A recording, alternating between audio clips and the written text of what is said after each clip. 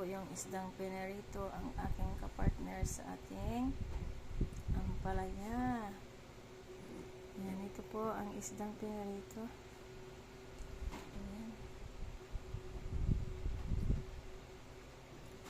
Yan po ang pinarito o aking tanghalian. Pinaritong isda.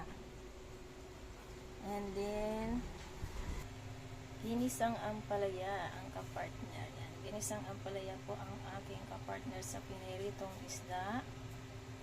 And then mamaya po gagawa din po ako ng sisig para sa mga bata.